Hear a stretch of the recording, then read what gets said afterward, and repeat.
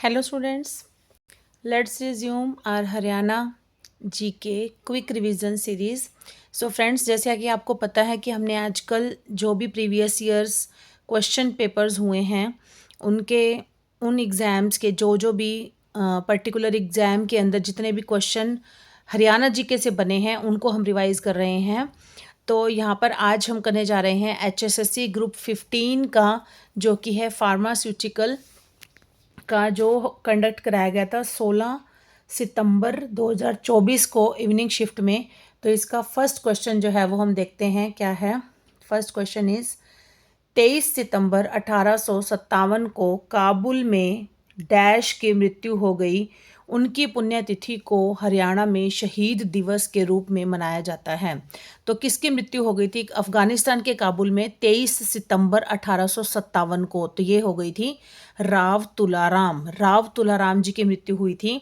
इनका जन्म हरियाणा के रेवाड़ी शहर में एक अहीर परिवार में 9 दिसंबर 1825 को हुआ था। इनके पिता का नाम था राव पूरण सिंह तथा माता जी का नाम ज्ञान कुंवर था। इनके दादा का नाम राव तेज सिंह था। 37 वर्ष की आयु में ही 23 सितंबर 1863 को काबुल में पेचिश से इनकी मृत्यु हो गई थी। नेक्स्ट क्वेश्चन है हमारा, जलियांवाला बाग हत्याकांड के कारण हरियाणा में सर और राय बहादुर की उपाधि को किसने त्याग दिया था? तो किसने त्याग दिया था? लाला मुरलीधर ने। लाला मुरलीधर को अंग्रेजों ने सर और राय की उपाधि दी थी, लेकिन जब जलियांवाला बाग हत्याकांड हुआ था तो इन्होंने बहुत ही निराश होकर इन्होंने ये उपाधियां जो थी अंग्रेजों को वापस कर दी थी। किसने? लाला मुरलीधर ने। नेक्स्ट इज, हरियाणा से कितने लोगों को पद्म श्री पुरस्कार 2024 दिया गया है? तो ये उस टाइम का करंट है, तो उस समय दिया गया था 4 लोगों को। साल 2024 में हरियाणा के 4 लोगों को पद्मश्री पुरस्कार से सम्मानित किया गया है। गुरविंदर सिंह, ये सिरसा से बिलोंग करते हैं। इनका क्या कार्य है?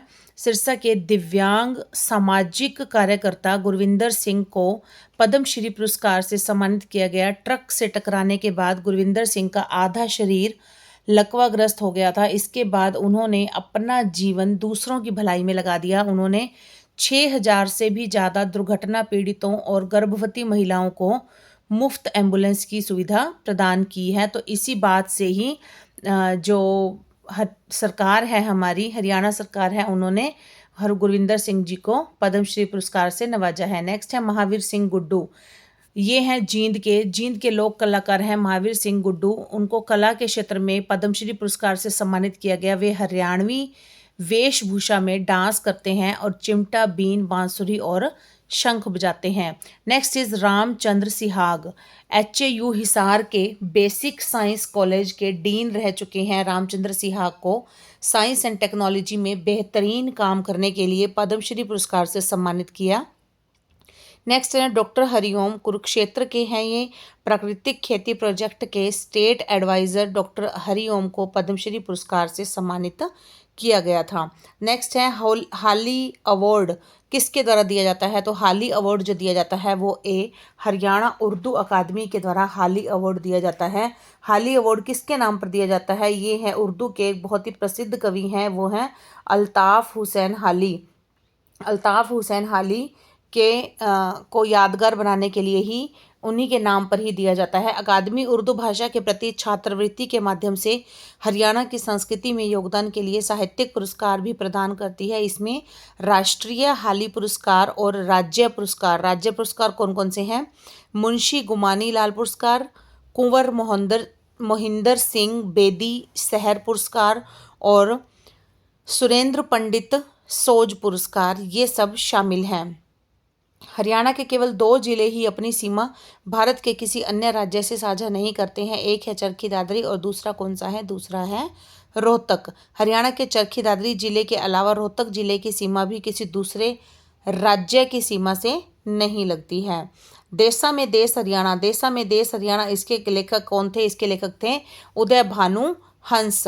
देशा में देश हरियाणा कविता के लेखक उदय भानु हंस हैं। उदय भानु हंस की कुछ और रचनाएं हैं, ये हैं हंस मुक्तावली, संत सिपाही, शंख और शहनाई, और है देशा में देश हरियाणा।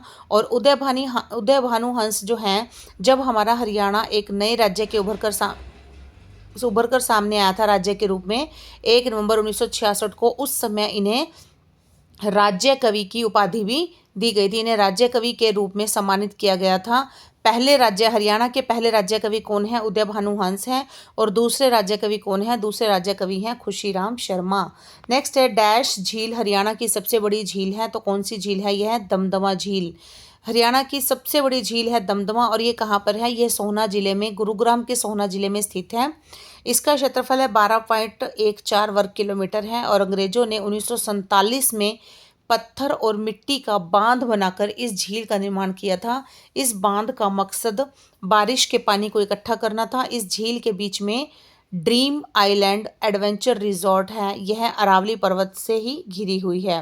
नेक्स्ट इज अब की बार जो मनोहर लाल खट्टर जी थे सीएम, उन्होंने भी अपनी सरकार में बहुत ज़्यादा इसको डेवलप करने की मतलब प्रोसीजर चलाए थे इसको डेवलप करने के लिए भी। नेक्स्ट है हरियाणा के इस शिक्षाविद ने केरल के राज्यपाल के रूप में कार्य किया है, तो कौन है? ये है डी स्वरूप सिंह। स्वरूप सिंह है, इन्होंने ये हरियाणा से बिलोंग करते हैं और इन्होंने केरल के राज्यपाल के रूप में भी कार्य किया है। हरियाणा के किस जिले में विरासत टैग वाले पेड़ों की संख्या सबसे अधिक है? विरासत टैग वाले, जिस पर विरासत टैग लगा हुआ है, तो वो कौन से हैं? कहाँ पर हैं ऐसे पेड़? ऐसे पेड़ हैं हमारे रेवाड़ी में है सबसे ज़्यादा। 2021 में राज्य सरकार ने प्राण वायु देवता योजना की घोषणा की, जिसके तहत 75 वर्ष से अधिक पुराने पेड़ों को गोद लेने वाले निवासियों को 2750 रुपये की वार्षिक पेंशन दी जाती है। इसका उद्देश्य है कि वो उसका संरक्षण करेंगे। जो भी वृक्ष 75 वर्ष या उससे अधिक आयु का है, उससे अधिक पुराना है, तो उसको जो संरक्षित करेगा उसे पेंशन दी जाएगी 2750 रुपये वार्षिक पेंशन। इसका उद्देश्य है पर्यावरण संरक्षण में लोगों की भागीदारी बढ़ने के लिए प्रोत्साहन करना है। विरासत टैग वाले पेड़ों की संख्या सबसे अधिक है 680, और कहाँ पर है? ये है रेवाड़ी में। इसके बाद है यमुनानगर, दूसरे नंबर पर कहाँ पर है? यमुनानगर में। फिर है फतेहाबाद, सिरसा, हिसार, भिवानी, पंचकुला, कैथल।